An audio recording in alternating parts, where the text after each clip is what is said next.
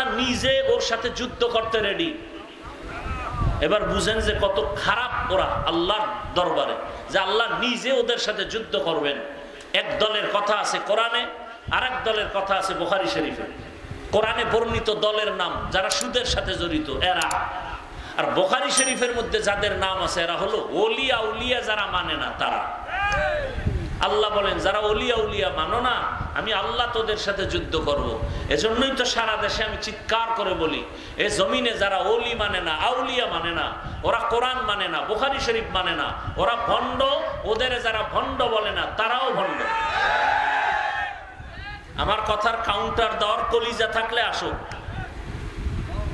আল্লাহর কসম, যারা ওলিয়া উলিয়া মানে না, এরা কোরআন মানে না, হাদিস মানে না, বুখারী শরীফ মানে না, এরা ভণ্ড, বাতিল।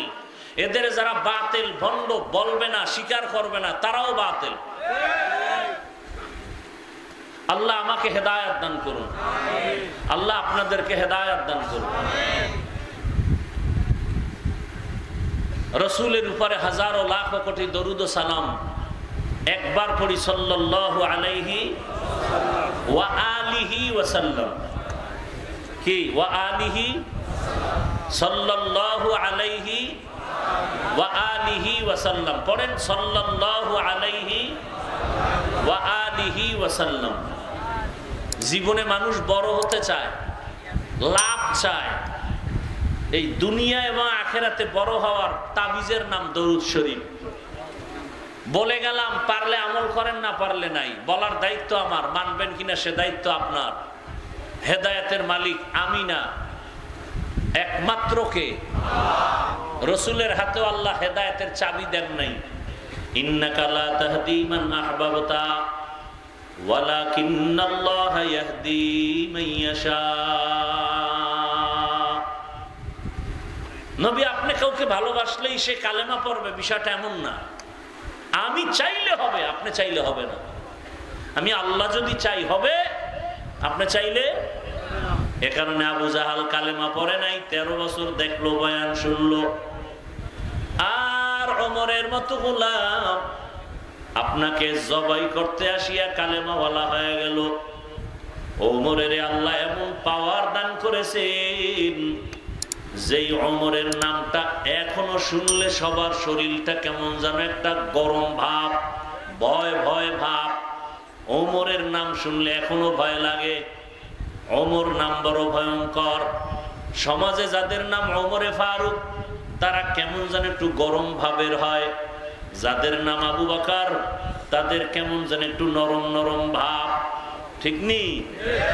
এমন কি কেউ যদি ঘুমের সময় ডান হাতের শাহাদাত আঙ্গুল দিয়া ঘুমের সময় বুকের মধ্যে ওমরের নাম লেখে, আইন মিম র, তার ঘুমের মধ্যে কখনো স্বপ্ন দোষ হবে না।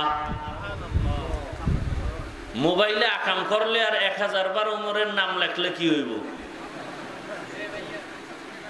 Diarrhoea ছুটবো, diarrhoea.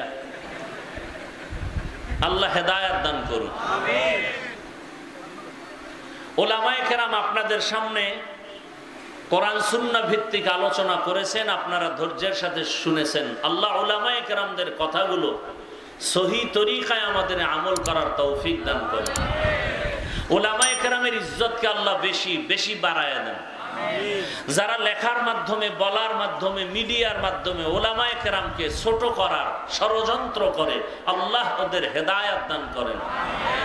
আল্লাহ ওদের হেদায়েত দান করেন। আল্লাহ এদের হেদায়েত দান করেন। হেদায়েত না থাকলে আল্লাহ ওদেরকে ধ্বংস করে দেন। এ কথা কেন বললাম? কিয়ামত পর্যন্ত আর রাসূল কালেমার দাওয়াত দিতে আসবেন না। নাকি আপনাদের এই এলাকায় আসবেন? সাহাবায়ে কেরাম আসবেন, আইম্মায়ে কেরাম আসবেন, বড় বড় আউলিয়ায়ে কেরাম যারা চলে গেছেন আসবেন। কিয়ামত পর্যন্ত এই জাতিকে দুনিয়ার মুক্তির পথ দেখাবে, শান্তির পথ দেখাবে, জান্নাতের পথ দেখাবে একমাত্র উলামায়ে আহলে হক। কারা দেখাবেন? উলামায়ে কেরাম বলবেন না, কি বলবেন? উলামায়ে। কারণ উলামাদের মধ্যে আরেকটা বাহিনী আছে, রাসূল বলছেন এরা আহলে বাতিল। এরা কি? আহলে বাতিল। ব্যবহার করবে আলেম, সার্টিফিকেট দেখাবে, কিন্তু বাতিল। খুব কঠিন হালাত। এজন্য আবু হুরায়রা রাদিয়াল্লাহু তাআলা আনহু থেকে একটি সহিহ হাদিস, কিয়ামতের দিন সবার আগে 3 ব্যক্তি জাহান্নামে যাবে। সবার আগে কয়জন?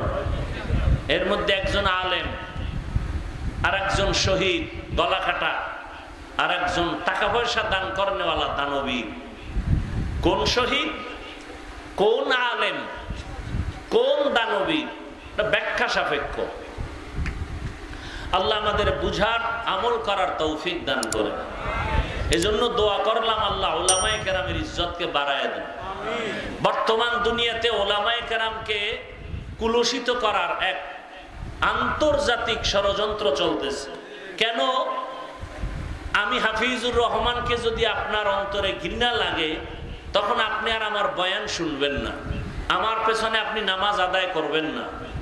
এইভাবে যদি আলেমদের প্রতি ঘৃণা এসে যায়, তাহলে ইসলাম বন্ধ করো, বয়ান বন্ধ করো বলতে হবে না। মানুষ ঘৃণার কারণে আসবে না, বয়ানও চলবে না। এজন্য আলেমদের প্রতি ঘৃণা জমানোর জন্য একটা চক্রান্ত চলতেছে। এই দোষ সেই দোষ। এই যে দেখেন না, ওয়াজের প্যান্ডেলে অনেক নেতারা বক্তব্য দেয়, এই বলে কি হুজুরের ওয়াজ শুনলে হবে না, আমল করতে হবে। তখন আপনারা যদি আবার দাঁড়ায় বলতেন, স্যার আপনি যে হুজুরের বয়ান আমল করতে বললেন, আপনার দাড়ি কই? আপনি আজকে ফজর পড়ছেননি? চরম শিক্ষা পাওয়া যেত যে না, আগে আমার আমল করা লাগবে। যাক, আপনারা বলেন না, ভালো কথা, হেদায়েতের মালিক বলতেছি তো আল্লাহ, কাউকে হেদায়েত না দিলে আর কি করার। মসজিদের মধ্যে দাঁড়ায় ভোট চাইতে পারবো, ইমাম সাহেব রাজনীতি করলেই চাকরি নরবর।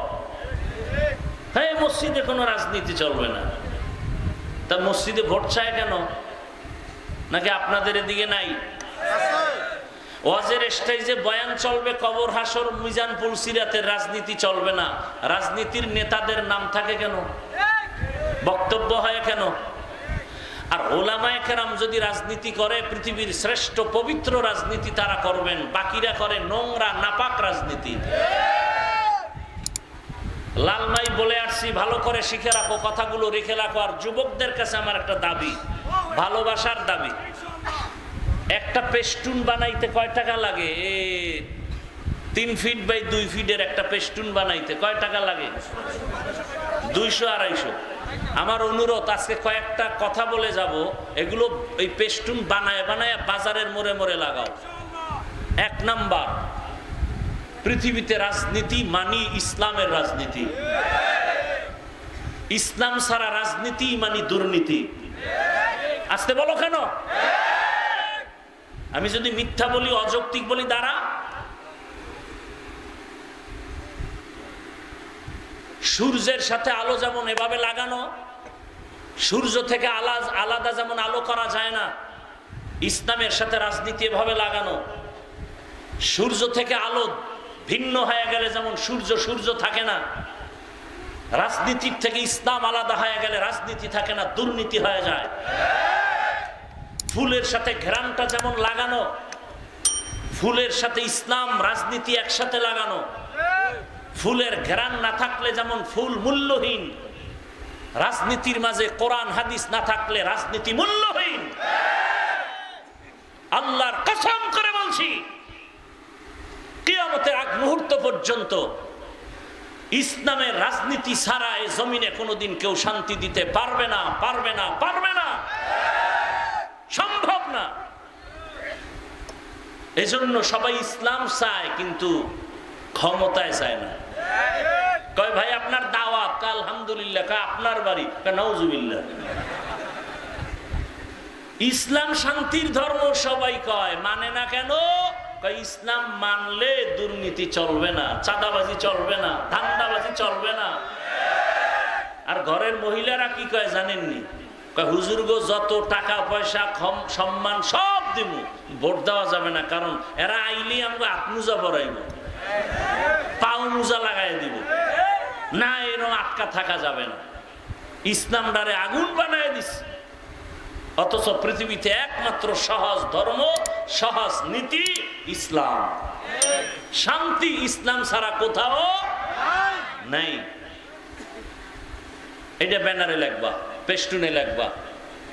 ইসলাম রাজনীতি সূর্যের আলোর মতো লাগানো। আলোহীন সূর্য মূল্য নাই, ঘ্রাণহীন ফুল মূল্য নাই।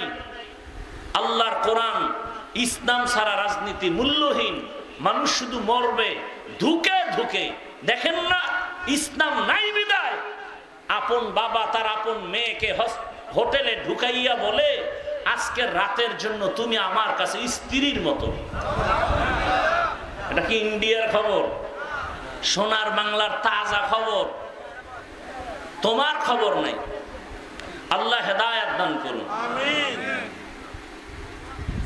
আমি যে আয়াত এবং হাদিস পড়ছি তরজমাটা বলে আপনাদেরকে কিছু ব্যাখ্যা শোনায় চলে যাব। অত্যন্ত গুরুত্বপূর্ণ তথ্যবহুল আলোচনা করতেছিলেন আপনাদের এই অঞ্চলের গৌরব, বাংলাদেশের কোটি হাজারো কোটি মুসলমানের কলিজার টুকরা মুফতি শামসুদ্দোহা আশরাফি সাহেব দামাত বারাকাতুহুম। আমি আপনাদের একটা কথা জিজ্ঞাসা করি, মানুষের জীবনে কিয়ামত পর্যন্ত যত সমস্যা হতে পারে সব সমাধান কি আল্লাহর কোরআন বা ইসলামে আছে? তাল মিলেন না, বুঝে শুনে বলেন। কতটুকু আছে? আংশিক না পরিপূর্ণ? তবে একটা দিকের সমাধান ইসলাম বা কোরআনে নাই, সেটা হলো রাষ্ট্রীয় বিষয়। রাষ্ট্র চালানোর ক্ষেত্রে এ বিষয়ে কোনো সমাধান ইসলাম বা কোরআনে নাই। তা কেন বলেন ইসলামে রাজনীতি নাই? ভালো করে মনে রাখেন, একজনে নামাজ পড়ে না আর একজন নামাজ পছন্দ করে না, দুইজন সমান? যুবক নামাজ পড়ো না কেন? কয় হুজুর নামাজ দরকার, চেষ্টা করি, পারি না, মাঝে মাঝে পড়ি, দোয়া করেন, আরো চেষ্টা করব। সে নামাজ পড়ে না, বাহ্যিক দৃষ্টিতে কিন্তু মুমিন। আর একজনকে বললাম, এই যুবক ভাই নামাজ পড়েন না কেন? না পড়লে অসুবিধা কি? বেঈমান। যে নামাজ পড়ে না মুমিন, যে নামাজ পছন্দ করে না বেঈমান, যে দাড়ি রাখে না মুমিন, যে দাড়ি পছন্দ করে না বেঈমান, যে পর্দা করে না মুমিন, যে পর্দার বিধানকে পছন্দ করে না বেঈমান, যে ইসলামের রাজনীতি করে না মুমিন কিন্তু ইসলামের রাজনীতির বিরোধিতা করে বেঈমান। এখন যদি কেউ ইসলামে রাজনীতি নাই, তার মানে হলো ইসলাম কোরআন সব দিক থেকে কমপ্লিট, রাষ্ট্রের ব্যাপারে কোরআন শরীফ দুর্বল। খুব হিসাব করে কথা বললেন। আল্লাহ হেদায়েত দান করুন। আচ্ছা, গোটা দুনিয়া সুলাইমান নবী চালান নাই? গোটা রাষ্ট্র চালান নাই দুনিয়া? বাদশা জুলকারনাইন চালান নাই? এ কথা কি আমার আব্বাজানের না কোরআনে আছে? সত্য কথা, সহজ কথা বলেন, আছে না নাই? আমার রসুল মদিনার রাষ্ট্র চালান নাই? তাহলে কেন বলেন রাষ্ট্র চালানো যাবে না? এ জমিনে যদি কোরআনওয়ালা রাষ্ট্র পরিচালনা করে, কিছু হোক বা না হোক, জুলুম হবে না, দুর্নীতি হবে না। আল্লাহ বুঝার তৌফিক দান করেন। আরো জোরে বলেন আল্লাহুম্মা আমিন। একজনের চোখে কালো চশমা, আয়না কি কালো, প্যান্ডেলে ঢুকেই বলে বাতি কালো কেন? এই সব মানুষের বলবে এরা কালো কেন? তো যার চোখ ভালো বলবে সমস্যা তো এখানে না, তোমার চোখে, চিকিৎসা করো। কোরআন ভালো, ইসলাম ভালো, তাবলিগ ভালো, দেওবন্দি ভালো, উলামায়ে কেরাম ভালো, যারা পছন্দ করে না এদের অন্তর খারাপ, চিকিৎসা করা দরকার। যে আয়াত আমি পড়েছি, আল্লাহ পাক বলেন, ওয়া আম্মা মান খাফা মাকাম রাব্বিহি ওয়া নাহান নাফসা আনিল হাওয়া ফাইন্নাল জান্নাতা হিয়াল মাওয়া।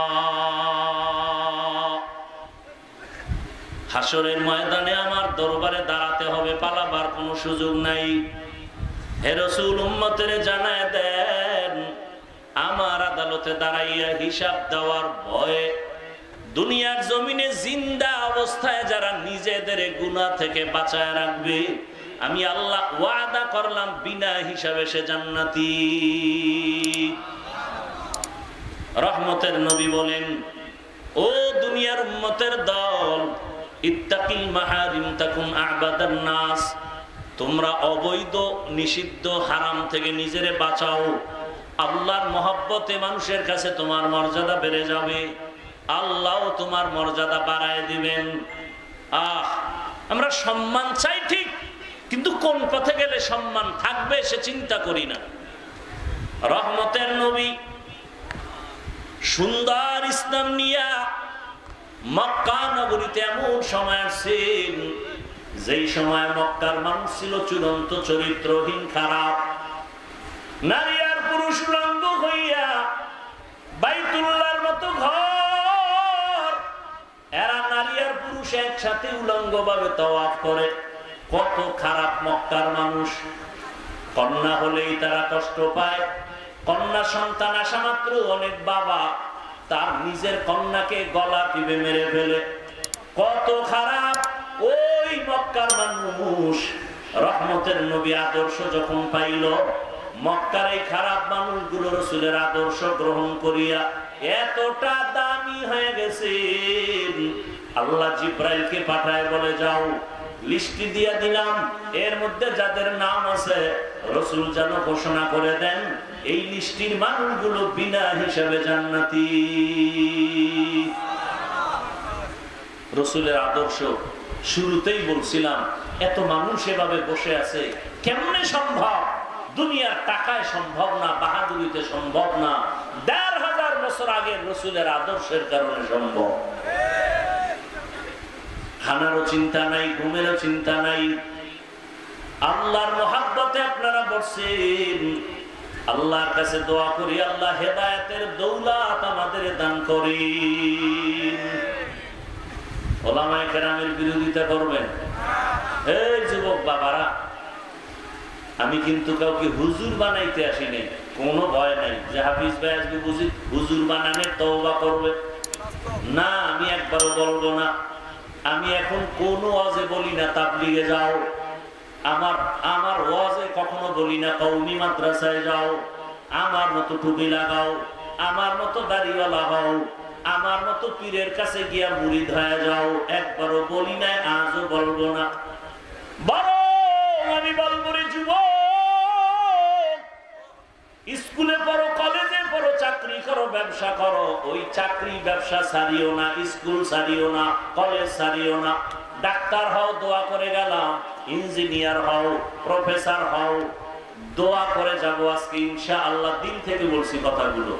ডাক্তার হও, প্রফেসর হও, ইঞ্জিনিয়ার হও, এসপি হও, ওসি হও, ডিসি হও, এমপি হও, মন্ত্রী হও, তবে একটা দাবি করে যাব শেষ বেলায়, বেয়াদব হইও না।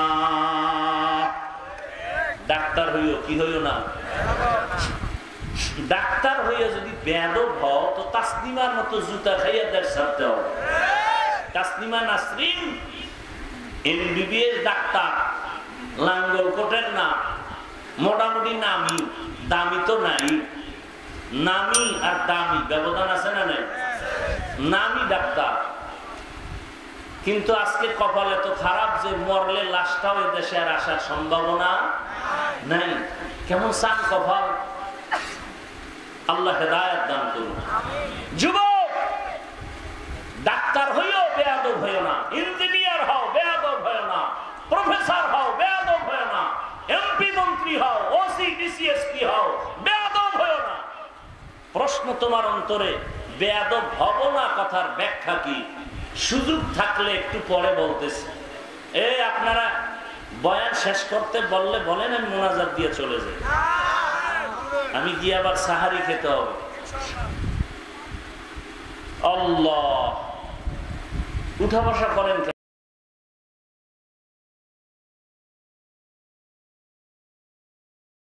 মোটামুটি এক কথা, এদেরকে রিমান্ডে রাখতে হবে। দেখেন না, এই জমিনে ওলামায়ে কেরামের মতো জাতির বন্ধু আপন কেউ নাই, বাকি সব চান্দাবাজ আর ধান্দাবাজ। একমাত্র এই জাতির কলিজার বন্ধু ওলামায়ে কেরাম। প্রমাণ, করোনা ভুলে গেছেন? কথা বলেন না কেন? বাবার করোনা হয়ে গেল, বাবার শিক্ষিত দুই কুলাঙ্গার ছেলে ট্রিপল মাস্ক লাগায় বসে আছে, বাবার কাছে যায় না, করোনা মরণের ভয়। এলাকার লোকের টাকা দিয়া বলে বাবার লাশটা রাস্তায় ফেলে দাও। এলাকার লোক টাকা নিয়ে রাস্তায় লাশ ফেলে দিল। কুলাঙ্গার শিক্ষিত দুই সন্তান জানালা লক করে দিল, তাকাইল না, বাবার লাশ কুকুর খেলো না, জানাজা হলো। ইতিহাস ভুলে যাইও না রে যুবক।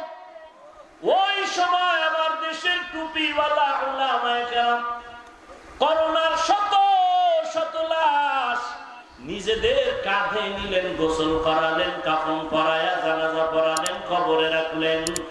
একজন হুজুরেও করোনায় মরে না। আর একটা তাজা দলিল দেই, আপনার তো মানবেন না জানি, তারপর আপনাদের দিয়ে স্বীকার করাই।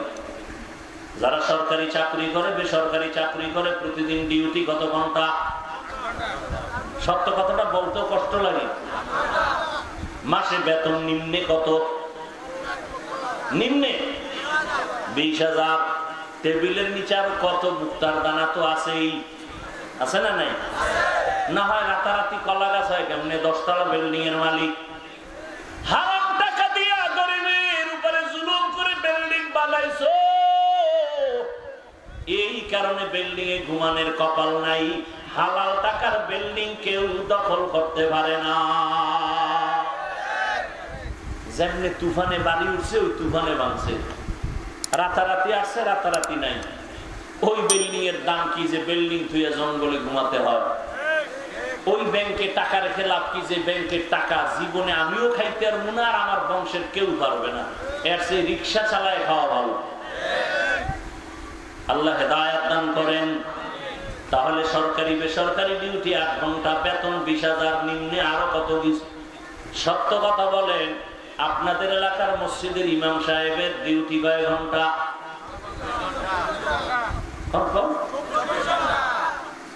ইমাম সাহেবদের ডিউটি কয় ঘন্টা? বেতন কত? এই যে মুখে কন, একটু ভয় লাগে না? পৃথিবীতে এর থেকে জুলুম আর কি হতে পারে যে 24টা ঘন্টা ইমাম সাহেব ডিউটি করে বেতন 5,000, তাও বাকি 6 মাস। সভাপতি কত দেয়? কয় 50, নাহলে 100। সেক্রেটারি তো সভাপতির থেকেও ধনী, সে কত দেয়? সভাপতির থেকে 20 টাকা কম, নাহলে বেদবি হবে। আর পরে ইমাম সাহেব যে রাখে, রিমান্ডের মতো রাখে।